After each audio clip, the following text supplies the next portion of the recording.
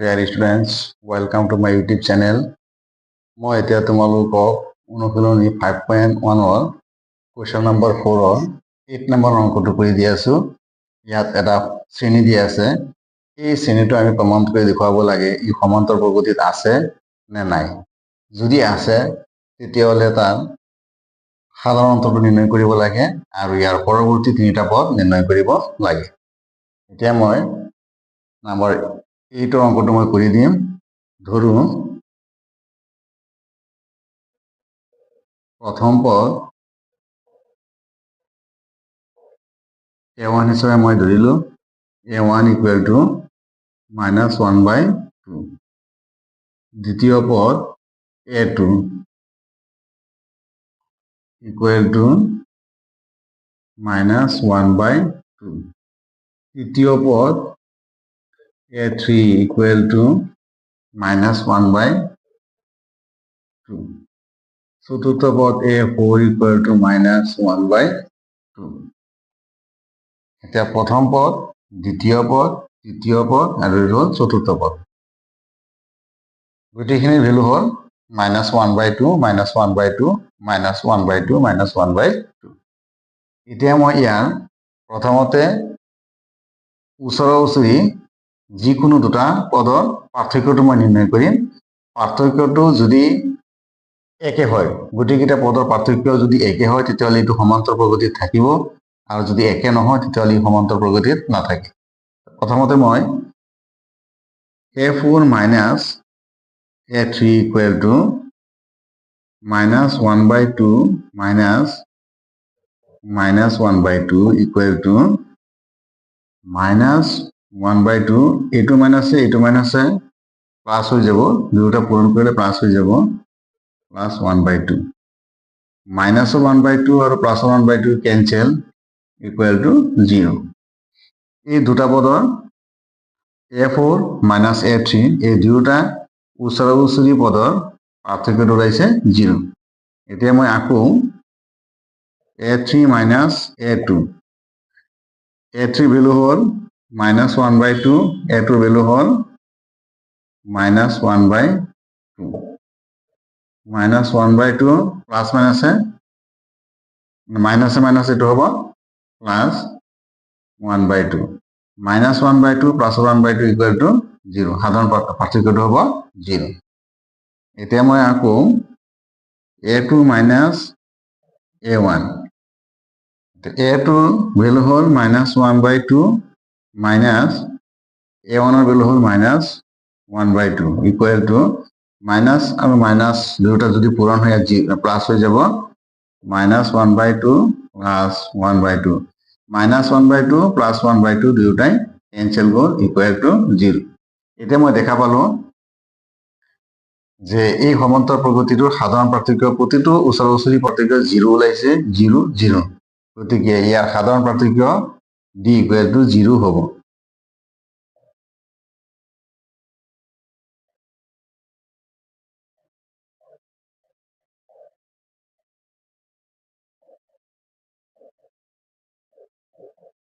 সাধাৰণ পাৰ্থক্য d equal to 0, অৰ্থাৎ ইহঁতে সমান্তৰ প্ৰগতি গঠন কৰিব, বা এই শ্ৰেণীটোৱে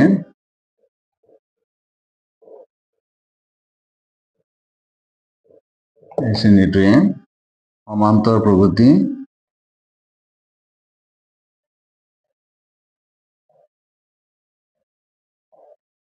গঠন কৰিব।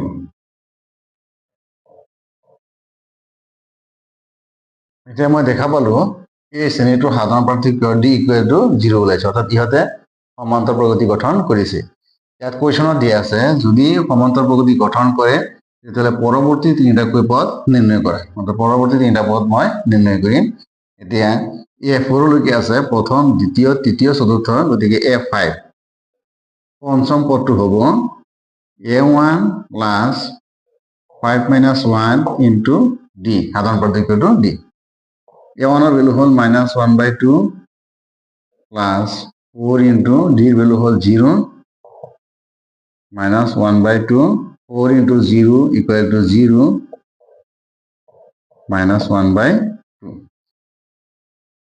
a6 হ'ল অর্থাৎ ষষ্ঠ পদটো হ'ব a1 plus 6 minus 1 into d a1 value হল minus 1/2 plus 5 into d minus 1/2 plus 5 into 0 minus 1/2 plus 0 equal to minus 1/2 a7 হল অর্থাৎ সপ্তম পদটো হ'ব a1 plus 7 minus 1 into d a1 value হল minus 1/2 plus 6 into d value হল 0 অর্থাৎ minus 1/2 6 into 0 equal to 0 0 plus 1/2 equal to minus 1/2 এতিয়া মই দেখা পালো অর্থাৎ পঞ্চম অষ্টম আৰু সপ্তম পদ পৰৱৰ্তী তিনিটা পদ ভ্যালু হল minus 1/2 1/2 1/2 অর্থাৎ পৰৱৰ্তী তিনিটা পদৰ ভ্যালু হ'ব minus 1/2 minus 1/2 minus 1/2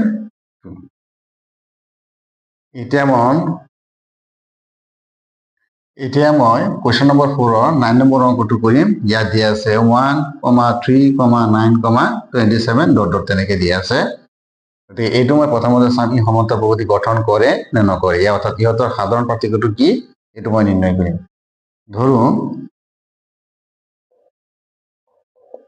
প্ৰথম পদ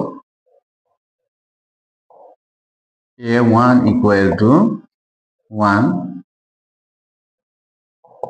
দ্বিতীয় পদ a2 equal to 3 তৃতীয় পদ a3 equal to 9 চতুর্থ পদ a4 equal to 27 এতিয়া সাধাৰণ পাৰ্থক্যৰ মই দুটা ওচৰা ওচৰি পদৰ পাৰ্থক্যটো মই নিৰ্ণয় কৰিম a4 minus a3 equal to a4 ৰ value hall 27 minus a3 value hall 9 16 a3 minus a2 equal to 9 minus 3 equal to 6 a2 minus a1 equal to 3 minus 1 equal to 2 অৰ্থাৎ মই ইয়াত দেখা পালো দুটা ওচৰা ওচৰি পদৰ পাৰ্থক্য একে নহয় অৰ্থাৎ এইটোৰ সাধাৰণ পাৰ্থক্য যেহেতু নাই বা সাধাৰণ পাৰ্থক্যটো একে নহয় ইয়াত যিখিনি সংখ্যা দিয়া আছে সংখ্যাকেইটা সমান্তৰাল বহুপদী গঠন নকৰে গতিকে উক্ত শ্ৰেণীটোৱে সমান্তৰাল বহুপদী গঠন নকৰে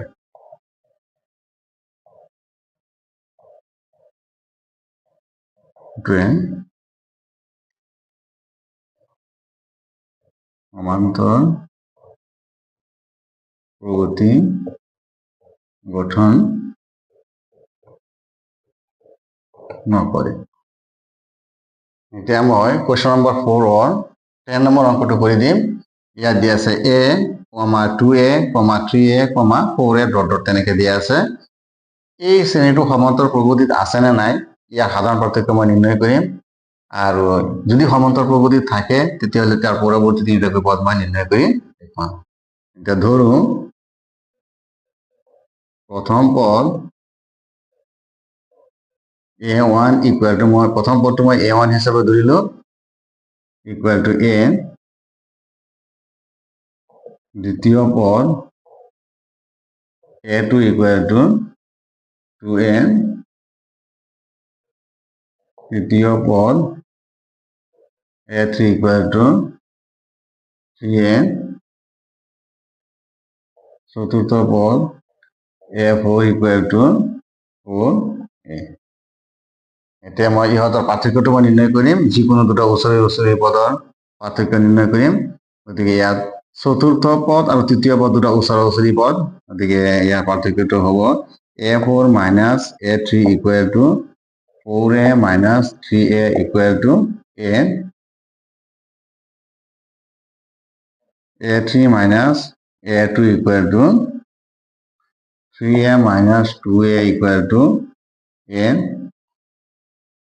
a2 minus a1 equal to 2a minus a equal to a গতিকে মই ইয়াত দেখা পালো দুটা ওচৰা-ওচৰি পদৰ পাৰ্থক্য তিনিটা ওলাইছে a a a গতিকে ইহঁতৰ সাধাৰণ পাৰ্থক্যটো হ'ব a গতিকে ইহঁতৰ